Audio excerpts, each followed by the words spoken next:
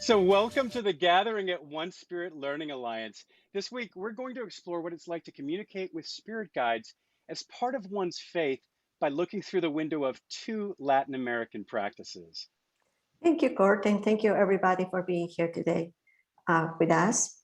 So, Will and I are from Latin America, and Will and I also are going to be able to share with you about our spiritual growth through some of the traditions of Latin America. Today, I'm going to be talking about my pre-Inca experiences in Inca traditions that I love so much and are part of my life as well. And hi, everyone. It's a pleasure to be here and to see all of you. My name is Will, and I'm going to talk about my embrace of spiritualism as practiced in Brazil. And our goal is to make this session as interactive as possible. So we'll include time for a short meditation and question and answer at the end. I would like to share a little more about our friend here. And Will was born in Colombia, and he grew up here in the United States, and he has a citizenship in Brazil. So he belongs to these three amazing different countries. And also he is an ordained minister from the class 2011. Mm-hmm. And Court Stroud is an ordained minister who has studied Pre-Inca and Inca Shamanism, as well as spiritualism. And he was ordained through the College of Divine Metaphysics and is a longtime fan of One Spirit and serves on its board of trustees. And now I'd like to introduce Elena Radford. She's one of the few female shaman from the pre-Inca and Inca tradition. She was trained through channeling her spirit guides, the mountains, ancestors, and light beings in the fifth dimension. Thank you, Kurt. So our agenda here's our agenda for the hour, essentially. Starting with this introduction, and then we'll do a brief meditation that Elena will take us through to set our intention. And then we'll have a talk about spirit guides from both perspectives. Thank you very much. And then we're going to follow with questions from the audience. But we're going to ask you to hold off on your questions until after Will and Elena have both had a chance to talk. And that's going to allow for individual and joint questioning. What we'll ask that you type in your questions into the chat, and then we'll randomly pick some out to be able to try to get some answers for your questions at the end. Thank you. Thank you, Kurt. So now I think we have Elena who's going to start us with a short meditation. All right. So for me to explain this meditation that I'm going to teach you today, I want you to envision an atom. An atom has three important elements. We have the inside of the nucleus, we have the proton and the neutron, and then we have the orbit of electrons rotating in a very gentle way around the space of the atom, all right? And in the orbit too. So the Incas and the pre-Incas, their ancestors, believe that once you connected your atoms with in your DNA, you will bring them into life, into balance. And that was the creation of the intention. Every time that you create an intention, you're aligning their atoms in your DNA to be able to communicate with yourself and with the outside world. This is how we reflect who we are. So in their language, like we call a banana, because that's part of our language. In their language, they represented this movement in the atomic level as the three solar disks. So they say, part of the explanation was that one of the solar disks will come to the connection to the upper world, and then we have the other one that is connected to the lower world, which is our ancestors. And then we'll have another solar disk right in front of us that was connected to our heart. So we can be able to place the intention. All right? So with that said, I want you to envision yourself in your dream stage, like you're dreaming. You know, it's like in that feeling where you're in this dreaming space.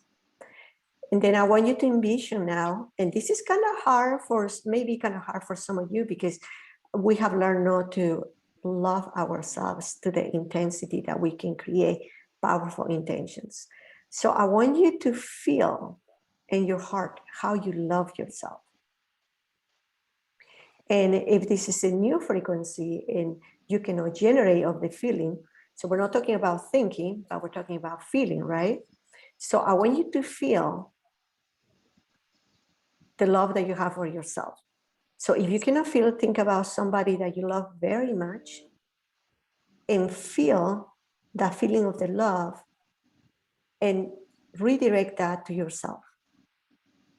Now I want you to see that forming as a pink crystal in the center of your solar disk that's in front of you, and integrate that crystal, that feeling, that manifestation of you loving yourself into your dream stage. And when you are connected to the level, I want you to place intention. And today the intention is very simple, is to like yourself. So I want you to feel you're placing your intention, and I want you to feel that you like yourself. And by feeling that you like yourself, I want you to start inviting memories of why you like yourself. Maybe you like yourself because you're funny. Maybe you like yourself because you're really good having healthy food and eating things that are good for your body. Maybe you like yourself because you're a good driver. Or maybe you like yourself because you pay your rent on time. Whatever it is, bring into your reality that. Okay? Now I want you to envision the energy that's coming from the upper world, it's like an energy, will come and bring that energy through the top of your head into your heart, and combine that energy with everything that is you're holding a space there. And then I want you to bring the energy from the lower world through your legs, a beautiful source of light coming through your legs, going up through your body, and then mixing that energy with everything else. And in that energy, you start thinking again and feeling why you like yourself. And by you doing that in this alignment, you get to reflect that to the outside world.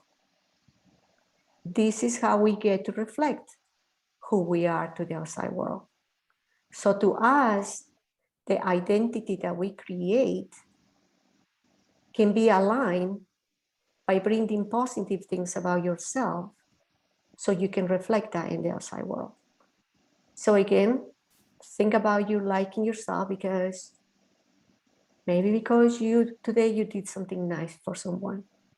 Maybe because you cook a nice meal tonight. And start feeding those different memories of how much you like yourself, because as we speak, we're transferring that to each one of you in this class. So we're increasing the frequency of the class by just you reflecting what you like about yourself. And this is what's going to maintain the high energy in this session today. Thank you, Kurt. Thank you, Elena. Thank you, Elena. That felt really great. What came up for me was a childlike playfulness. So I'm going to be as playful as I can be during this session. That's Excellent.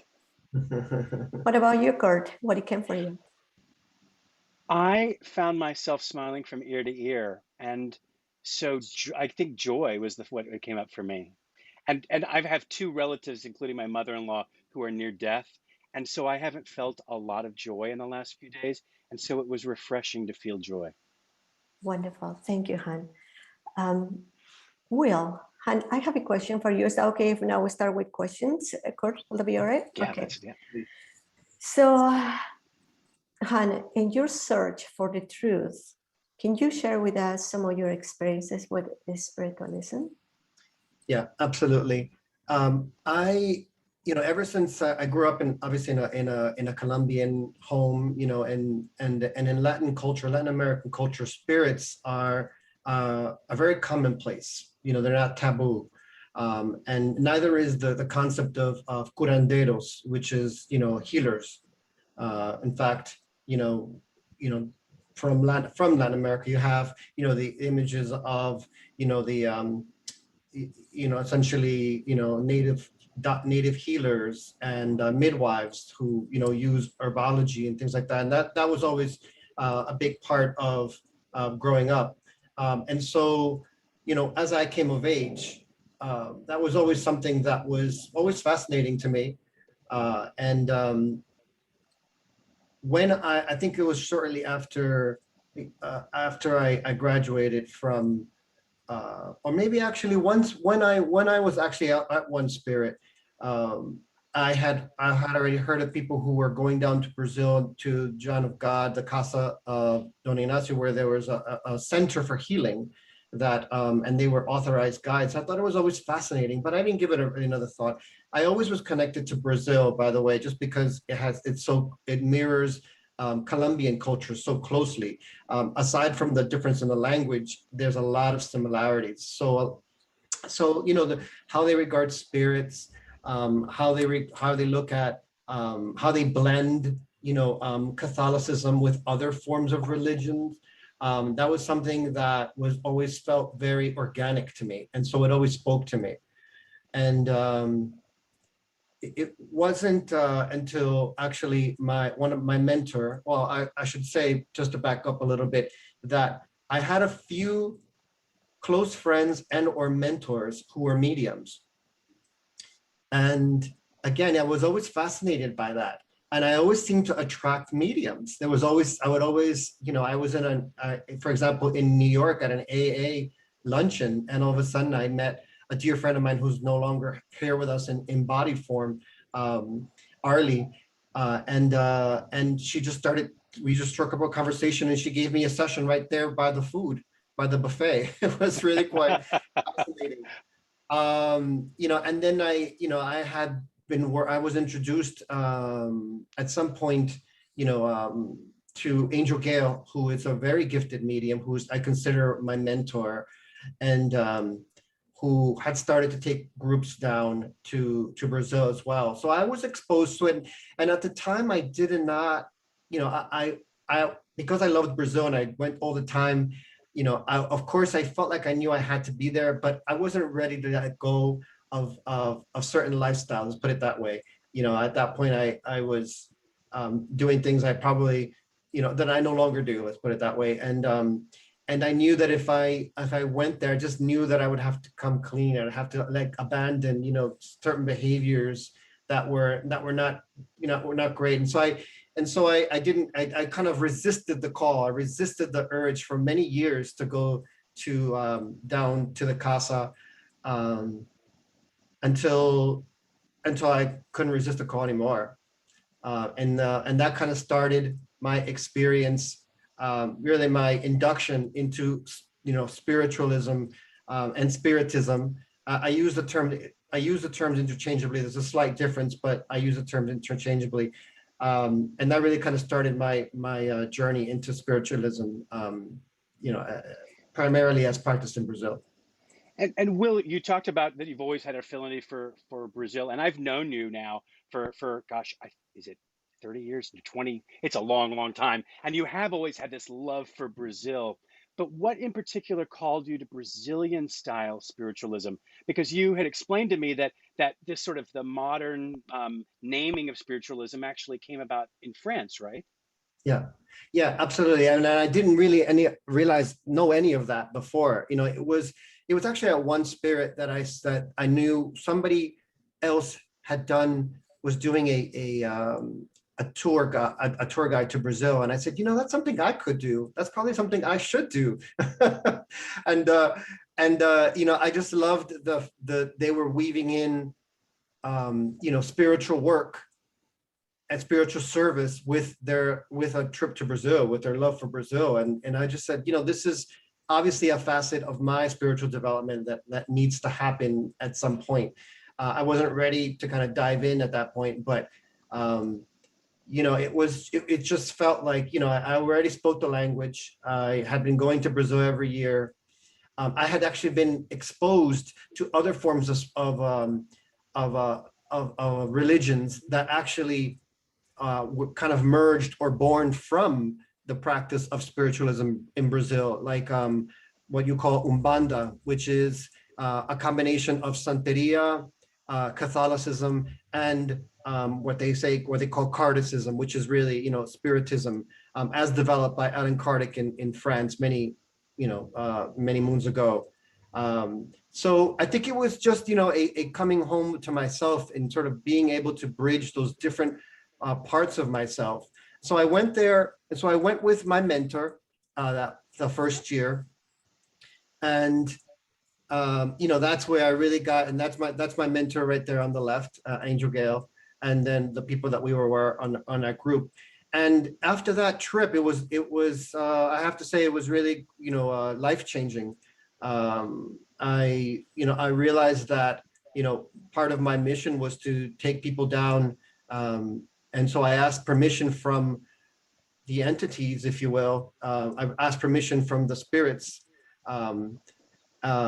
while I was there, and they said, absolutely, this is your mission. And so for the time that the casa was in operation for about 6 years, I would go every year, and I would bring a group down, and it was really quite an incredible and rewarding and spiritually developing experience. Terrific. And I think, Elena, you've got the next question.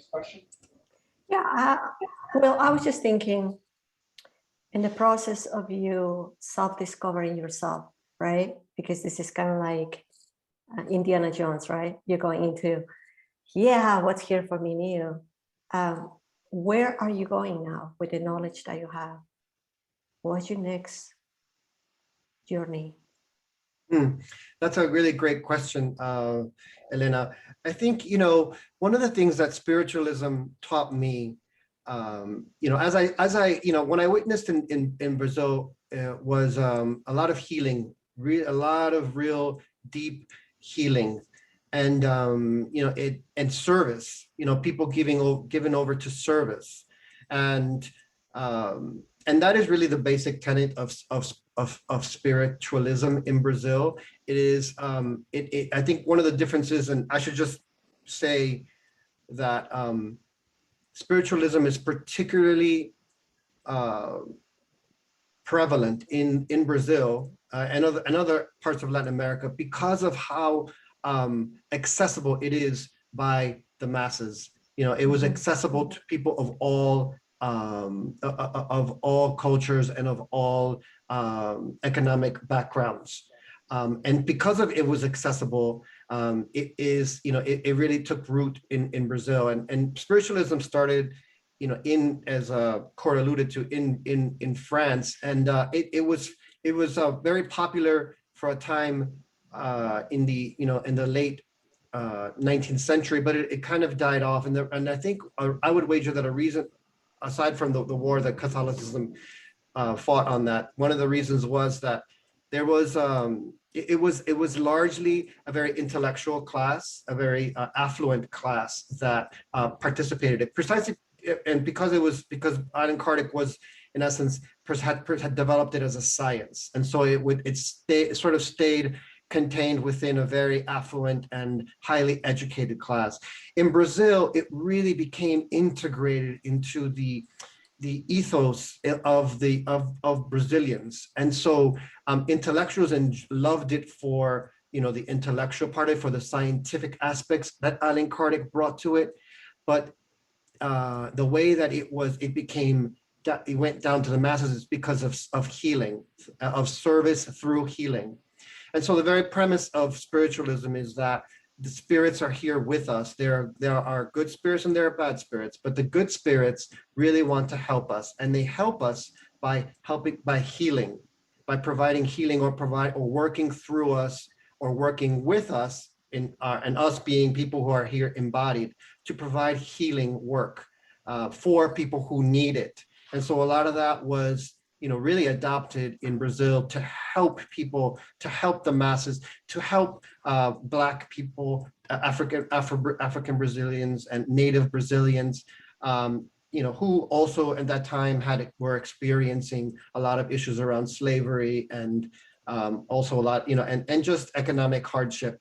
And so, for me, just to bring it back to kind of the answer, with a question to your answer, it really revealed to me that how important diversity and inclusion and is in my life, and finding ways in not only ways in a sort of material sense, but also in a very spiritual sense, to support healing, to bring healing to the segments that might need them. And so I'm still, I did that I was an authorized guide at the CASA for a few years. Unfortunately, the healer that was doing the work in that center is no longer able to do that. But the work continues. And so I look to support it in whatever ways I can. And then I also, look to develop my own spirituality by also continuing to work in an international capacity with Brazil, with Colombia, and here at home with other with multicultural segments. So I hope that I answered that question. It's a little bit open-ended. Yes. Because it's still, I'm still writing the book. I think that, we're all, evolving. I actually plan to take the spiritual companioning program that One Spirit is offering starting in the fall. And so there really is a lot of opportunities. But one thing is for certain, I plan to use my skills in Portuguese. I plan to use my skills in Spanish, for the benefit of being able to reach and bring healing to different segments. Will, we just have a couple more minutes, but I feel like I would be remiss if I didn't ask you, because you talked about the Casa where John of God and Avijaya was your faith in spiritualism shaken by the accusations leveled against John of God? Yeah, thank you for that question, Court. I would be remiss if I said that it didn't challenge my belief system. Can you explain to everybody what we're talking about, just real briefly? Yes. So I'm not sure how everybody knows, but John of God was, he was, well, I should say the Casa just was a place where thousands and millions of people from all over the world would go for healing. Oprah. Exactly. Oprah interviewed him. And as soon as Oprah interviewed him, she actually went down to Brazil to interview him. He kind of blew up, and even more, people went down.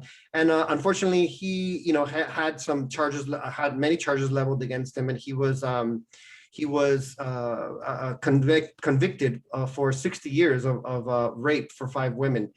The way that it doesn't shake my belief in spiritualism, because the work of spiritualism is that, that the spirits are here to work with us. And, in some cases with mediums, they will incorporate the body. Like in the case of John of God, whenever he was doing the healing work, he was, doing the work through a spirit. And there are many other healers in Brazil that continue to do that work. So, it called into question, what I went through, because, there's no way that it can't, but, I know what I went through. I know that I experienced, many healings, many miracles in the many years that I was there. And I know that many of my loved ones also experienced incredible experiences and miracles of healing. And so there's no question in my mind that, that place was based on love, and that there was a lot of healing work that happened. I can't speak for, the things that he might have done as a man, right? But I can say that, the spirits that were there were benevolent, and they really did a lot of incredible work healing millions of people. Thank you very much, Will. That's about all the time we have. So let's go on to Elena. Elena, I'm going to ask you the same question that you posed to Will. In your search for truth, share with us your experience about pre-Inca and Inca shamanism, please. Sure, I would love to do that. I remember when I was 12 years old, and every Sunday, myself with my family, we'll go to the country, and we will just have these picnics that were so beautiful. And that specific day, I moved away from my family where they're having the picnic, and I started walking around by myself. And there I heard a voice, and the voice said to me, "Don't go farther, because look down and you're going to see some spiders. But if you go farther, there's going to be a huge nest of spiders. So it's not safe for you here. So turn around and go back." So, the human part of me gave 3 or 4 more steps, but then I saw these hundreds of spiders walking around on the floor. So I turned around and started running and went back to where my family was at. So I didn't share this with them because I couldn't comprehend really what was happening to me. I just heard a voice in my brain telling me that I should be moving out there. The other experience that I had is we used to go to some Sundays to this, what we call the Inca Cemetery. It was an ancient site. And all what it was left is basically pieces of bones and holes of people trying to look for treasures, because when an Inca dies or pre-Inca dies, the belief system is that you will find a place for them and you bring their special things like the jewelry or their whatever they had that was valuable. And I remember finding this tiny little rock. It was so beautiful. It was a turquoise. And I took it and I heard another voice. And he said to me, "You're not allowed to take the rock. That's not yours." But guess what I did, right? I was very young. I took the rock with me. And I did not stop thinking about it until I got home. And when I tried to get the rock out of my wallet or my pocket, it was not there. And then I had this really strong feeling, oh, it was not meant for me to take it. So that's why it didn't come here with me. So that was my childhood. I didn't recognize, I remember those things because those are so vivid, but I didn't, then when I started looking into my childhood, I did have conversations in my mind with beings. And now, in our language, you say, "Can you talk to dead people?" Of course I can, but I didn't really see it in that way in those times. To me, it was just part of oneness, part of who I was. Later on, I found out later on, several years after that my grandmother had a very unique gifts. So I inherited gifts, the ability to see and talk in the unseen world. So my mother was a woman who was a survivor. She came from a very abusive family with a father who was alcoholic. My father was alcoholic. So you can imagine the environment I grew up was not a very healthy environment. But I had these beautiful beings talking to me in my mind that were training me and they were teaching me for something bigger. So eventually I came here to the United States and I wanted to be part of the community. And so I forgot about that part of me. I started shutting down that part of my brain that had those connections because I wanted to be like people in the United States, like everybody else in college, right? But it was not until later on when I have a son, my first baby, that I look at him and he was so beautiful and it was so pure and he had everything going for him. And I felt so insecure about my role as a mother that I promised him that I will make, coming from my background, right? For I had as a family, that I was going to make a better world so he can feel safe. That was my promise to my first son. And so 18 months after that, my second son, I have 2 boys, was born. And this time was different. I can sense there was a sadness in him. And I couldn't connect heart to heart for different reasons. And so again, that part of me that I felt that I was, in a lot of ways, was not ready to be a mom, was also blocking me from having a relationship with him. So again, I started going back into my heart when I keep hearing my son, when I heard my son saying when he was 6 years old, I thought this world was going to be different when I came here, but this is not what I thought it was going to be. I knew there was a conversation, a very mature conversation for a 6-year-old. And I needed to find out where was that conversation coming from. So eventually my son, you know, he had ADD, that's what the doctors diagnosed him with, depression, stomach problems. There's so many things that he had, but none of the doctors can really tell me why he carries so much fatigue in his body. Maybe the allergies, we didn't know.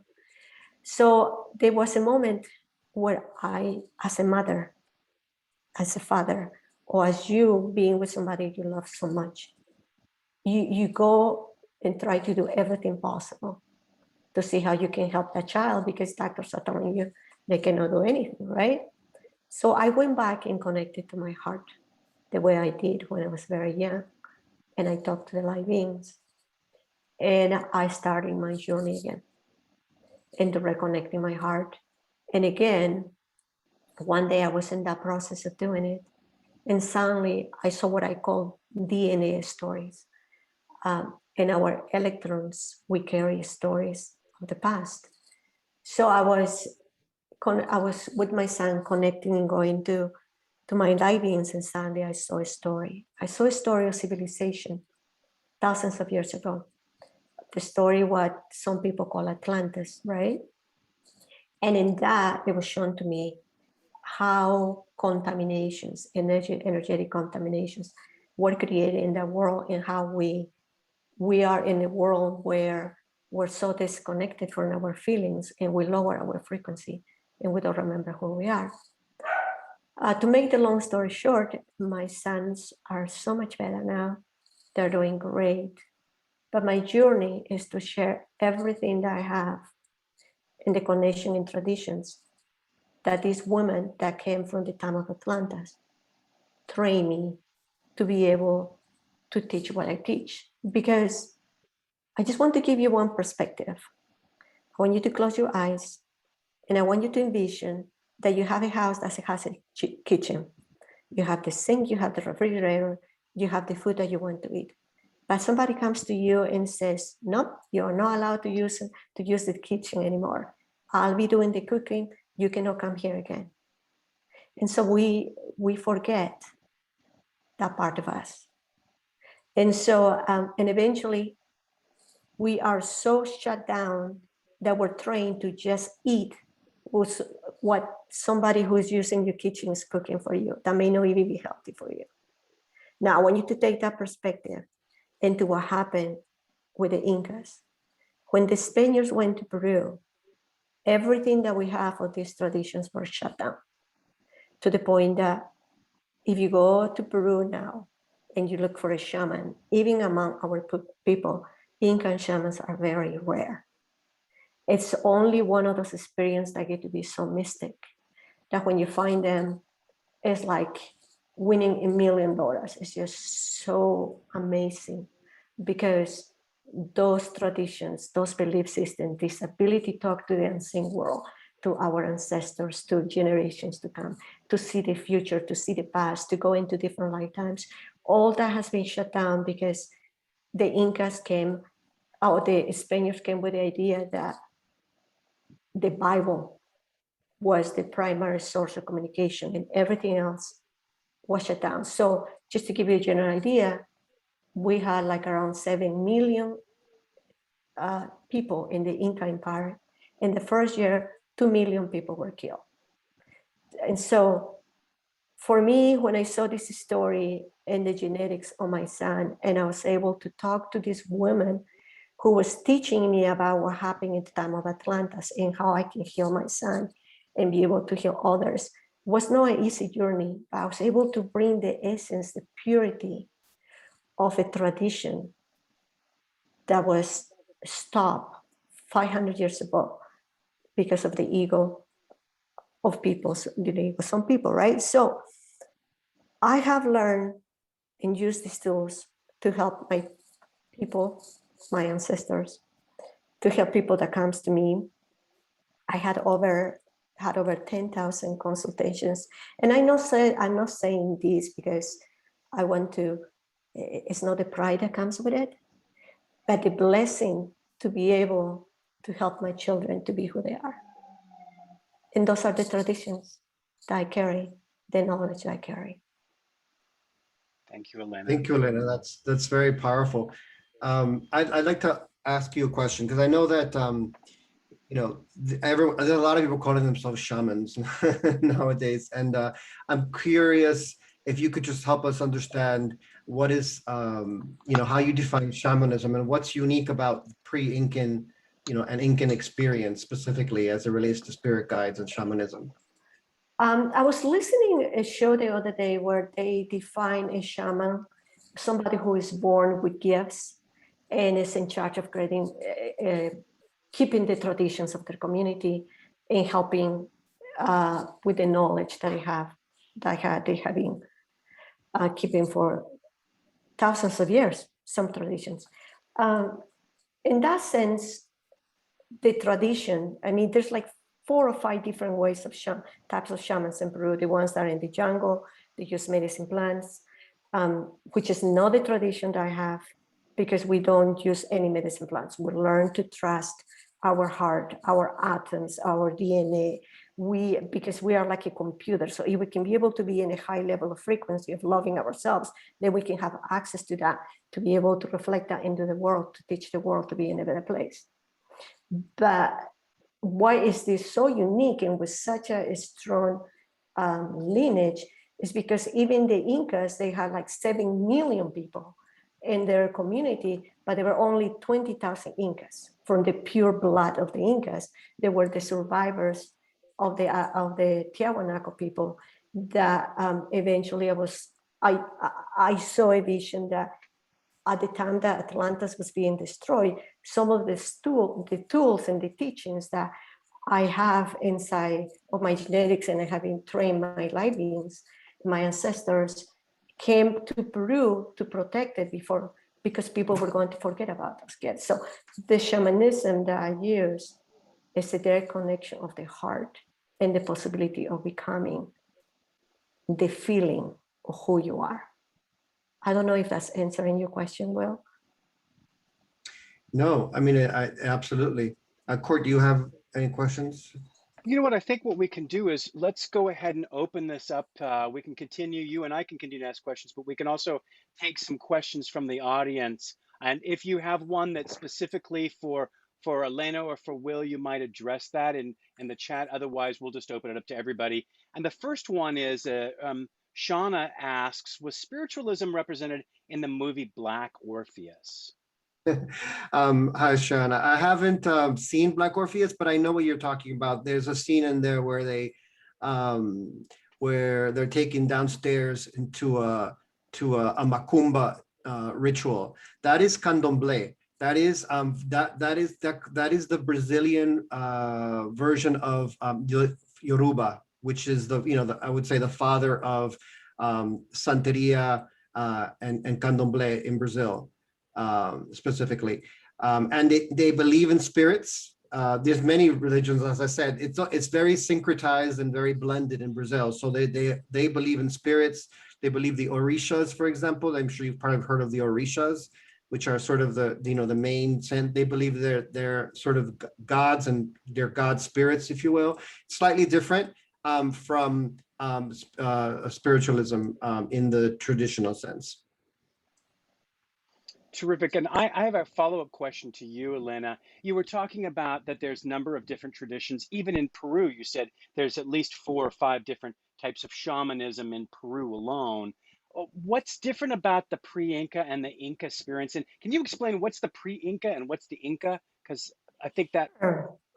So pre-Incas, in Peru, we probably have at least 20 different dialects, languages. It's a small country, they have different ancient dialects. In Peru, it's very unique in the sense that it has the weather in some areas It's so beautiful. But there was a time where people migrated from other places. There's even a story about the Mayans in Central America when they were going through the process of their land not producing and they had some problems. Some of them migrated to Peru. So in the process of migration, they took the belief systems with them. And one of the belief systems were human sacrifices. So the Inca culture doesn't have human sacrifices. It's not until the end of the empire that when these other cultures start migrating, like in the coast of Peru, they start bringing that and they start merging some inside of the Inca Empire. So the Inca Empire eventually gets to be contaminated. So that's why there's another belief systems that can come from, like, you know, when it comes to migration, the long-headed people, that was way before that the culture, the move way before the Incas, you know, 12,000 or 15,000, or even before the time of other civilizations that they sink because of the continent sink. So Peru is an ancient place. It's kind of hard to define how old some of these cultures can be, because other cultures have built on top of these ancient cultures, but because of the structure and the way how the buildings are done and the way how they put the rocks together, then they can see there's a difference between a newer civilization and an ancient civilization where we know so little about it. So even among the pre-Incas, we have different cultures, but during the time of the Incas, we had a lot of, you know, people that came from other cultures that lowered the frequency of what the Incas were trying to keep as a pure energy. Mm-hmm. Terrific. We just got a new question in from Betty. Betty asks, and this is for the both of you, could you talk more about your mentors? Will, why don't we start with you? Hey, I'm happy to. You know, Angel Gale is a really beloved mentor. You know, I'd say sometimes we kind of joke that she's sort of like my, you know, spiritual mother. She really is. You know, she lives in Michigan. She's a gifted medium, and you know, I met her through a friend of ours who no longer is here because of COVID, and we, you know, he brought, actually Court and I know him as well, you know, and we're both Rafael Ali, and we went to you know, he took me once to a meditation. She would do a meditation every Wednesday, or every first Wednesday of the month, in New York City when I lived there. And you know, really the rest is history. I mean, we just had a very incredible connection, you know, really very much similar to mother and son. And you know, she has an incredible ability to just, you know, just see, you know, so many things that most people cannot. And I really just came to really rely on her counsel, to love her, you know, and she, you know, I think, you know, I can provide her information, you know, her website information at the end, here in the chat, you know, yeah. Thank you, Will. What about you, Elena? What about your mentors? My mentors. All right, Albert, let me share this story. When I was trying to find the cure for my son, I remember one day I was laying in the bed and suddenly I felt a woman inside of me, and I knew it was not me because she was crying, because she was having an abortion. And by the way, I had a vision, she was dressing in a different way, completely different way to how we dress in these times. And I could feel her pain and her sorrow.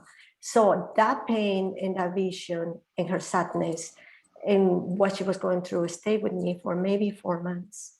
And while I was trying to figure out a way how I can detach myself from that pain and suffering, I got a phone call from Peru of a friend who knew a shaman that I was guided to connect to him. And when I talked to him, the first question that I had was, I want you to go to the mountains and I want you to do a reading.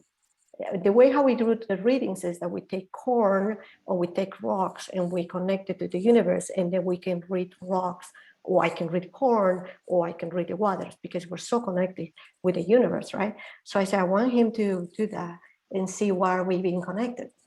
And so he came back to me and he said, congratulations, I have been having dreams coming from mountains, and there's this mountain in Bolivia that is asking he said to me that he has a daughter that lives in the United States, and I was going to be connecting with him so he can, so I can start my training representing him, his knowledge. So I flew Meaning to the Peru. mountains. The mountains, yeah, one specific mountain in Bolivia. So I flew there. I met this man. I never saw him again, even though he was not my trainer. He did the initiations that he had to do in different ancient places, which were extremely intense for 4 days in Peru. And I was reconnected to the mountains as somebody who represents the energy of the mountains. A few months after that, a year after that, I was trained. I was asked to go back to Peru, to Tiahuanaco. And in one of those moments, things can be unpredictable. I was hit by lightning.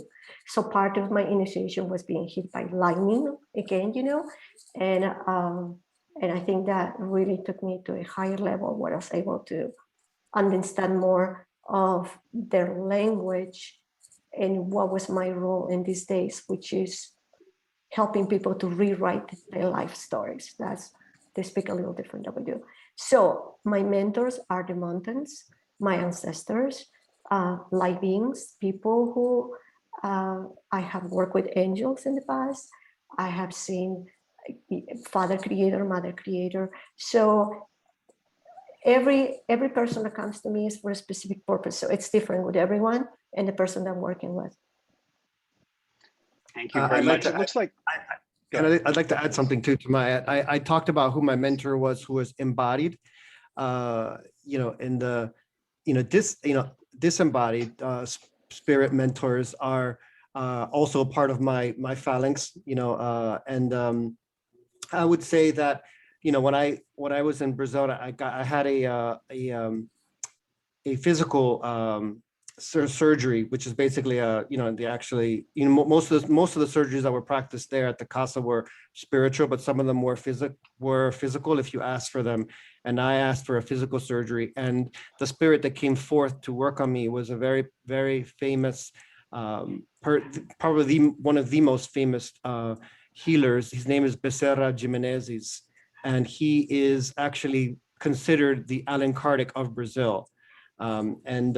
He was it was a very profound experience precisely because it was him. And then all the other spirits have also come through to me throughout since then. I definitely developed more ability to connect with spirits and high ascended masters, and I have certainly received messages from Archangel Michael and other ascended masters. And I think that was directly as a result of kind of being opened up in a way down in Brazil, and which allowed me to really be in greater contact with other spirits. Thank you. I think I was there with you when you had experienced that. That was so intense for you. Yes. We have time for one more question, and it looks like it's from Bill.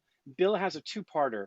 How do you know how to discern whether the messages are coming from your guide or from an attachment of some kind? And then the second part is, how do you differentiate between thoughts that come from your guide and thoughts that originate from yourself? Can I answer the question? Elena? Yeah, okay, great. All right, so it took me 2 years to go to that training to recognize that. So thank you for the question. When you're working with somebody who represents the light, they have feelings of love, and they laugh. They think that they're very happy beings. So if you ever encounter somebody that you're not sure who they are, then you ask them, show me that you can be happy. Show me that you love yourself. And if you intuitively can feel that they don't have those abilities to feel, then it's not coming from the heart, from the right source. Now, another thing that's very important that you get to know, which I really agree with Will, is that we don't do the work. We're just a channel for the light beings to come and do the work on you, either physically or emotionally. So our part, my journey, and the journey of each one of them, because one of the things I teach is channeling, that it's essential that you learn to love yourself to create that, is to develop self-love. Because you may think you have figured out how to love yourself, but I'm here to tell you that we're just starting. And the moment that we learn how to love ourselves, we can heal ourselves too. So that is my answer, Kurt. Thank you, Elena. I'm actually got choked up and I'm kind of in the tears. It was a very beautiful answer. Will, You. would you like to add anything to that? We're sort of Sure. winding down time, but I want to give you a chance. Yeah, it's not a long answer. I would say that, very honestly, there are times when I feel more in contact with the spirit guides than others. And going back to kind of what Elena was saying, it really goes back to, how much in love am I? How much am I in contact with my essential self, which my divine self? Because if I'm not in contact, if I'm in a place of fear or anxiety, I definitely am disconnected, and I'm definitely not receiving messages. And so, I would love to say that I've evolved, that I'm a place now where I'm always at peace and always in contact with my spirits. And that unfortunately is not the case. I think that we go through cycles. And so I'd say that I'm on an upswing right now, and the second part of the question is, I am not at that level of evolution yet where I can say this is definitely coming from a spirit versus my own intuition. Sometimes my intuition is it's sort of, it's formed from a combination of, messages that I receive and then something that is, innate, but I'm definitely not at the place where I can say this is coming from a spirit and this is coming from my own soul. Can I add something else, Kurt? Quickly, if you don't mind, sure. Yeah, if you're looking into, you are hearing, when you hear some message, you want to think about what are the consequences of the message. And if those consequences are not going to be for the good of you, then you're not getting that from the right source. Go ahead, Kurt. Thank you. So Will, I think we're trying to wind down by 8 o'clock. And so Will, would you mind leading us out, please, in our wind down? Yeah, so we're just going to do a quick, it's not so much a meditation, but really more of a contemplation is what I like to call it. But just so that we can, just go off and be on our way and live life. I'd like to just ask all of you to just close your eyes and just get grounded. And just be present with your breath, the awareness of your breath.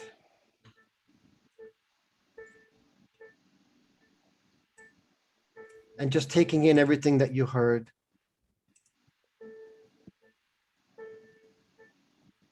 And with the knowledge and with the mission that this is knowing ourselves, being in love with ourselves is the mission.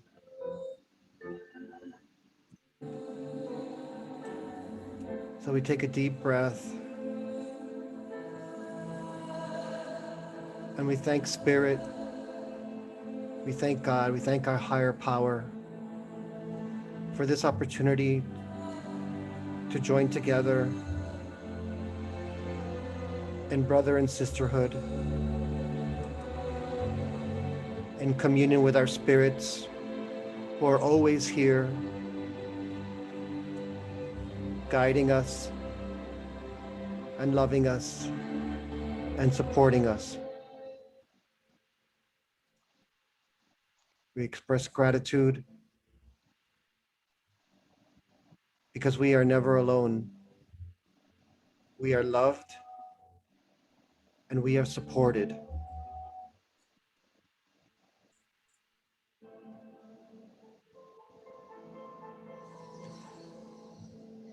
And take a deep breath.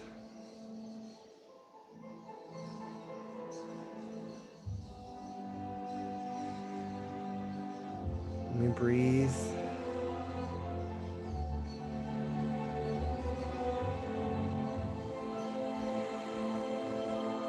Pai nosso, que estais no céu, santificado seja o vosso nome.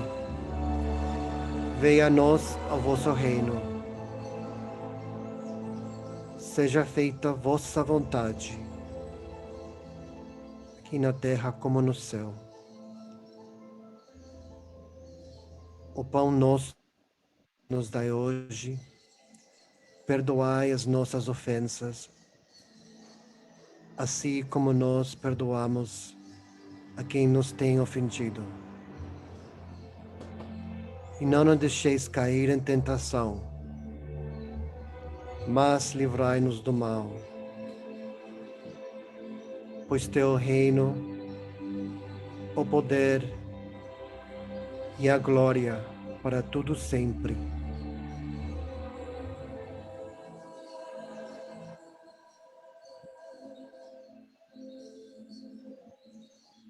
Ave Maria,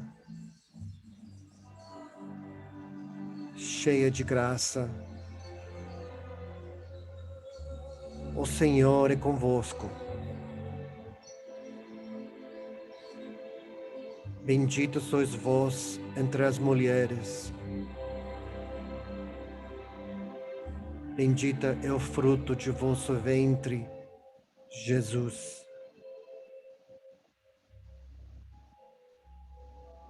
Santa Maria, Mãe de Deus,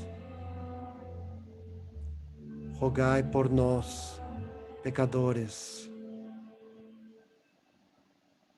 agora e na hora de nossa morte.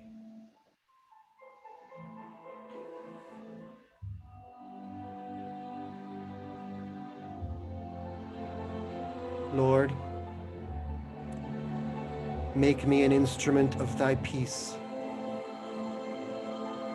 Where there is hatred, let me sow love.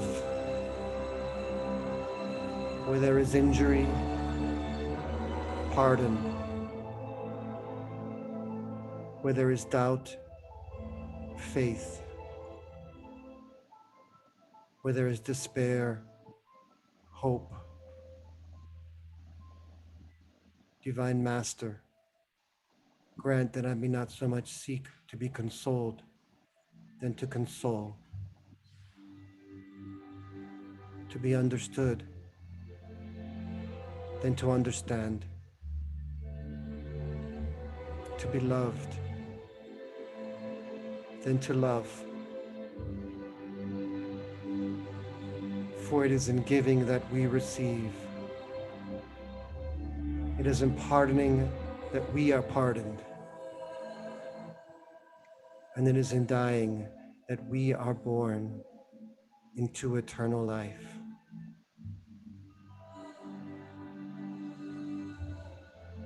We take a deep breath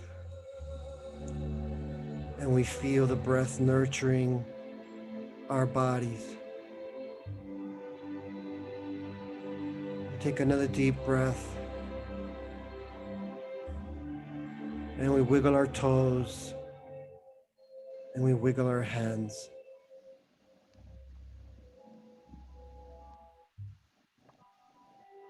And with gentle love and care,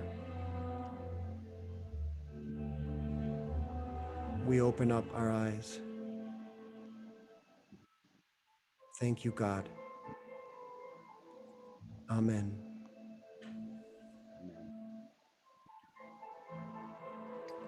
Thank you, Will. Thank you, Elena. Thank you for all of you for coming. Before we sign off, if people want to get more information, where might they turn? I think, Will, you were going to put some, there's a question. Where can we send questions to Will, Elena, and Court? Please leave your email addresses. I'll put all of our email addresses in the chat right now. Elena at Inca Way, and then weren't you going to talk about maybe some books and movies? And I think Elena, you were going to share your website. Yeah, do you want me to go ahead and write down right now my website? Okay. Sure.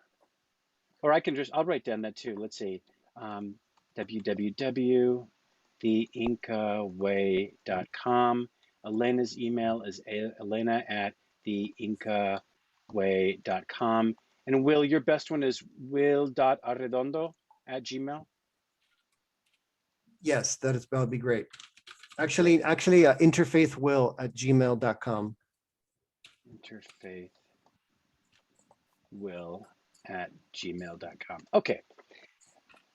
So thank you all so much. We appreciate your attention, your time, and the opportunity to serve you. Hope that you have a beautiful night and an amazing rest of the week. Thank Been you, a Kurt. pleasure. Bye, everybody. Bye, everyone. Thank you for this night. Great to see you, Court. Yeah, this is amazing. Very informative. Thank you. Thank you. Thank you. Thank you, everyone. Thank you. Thanks.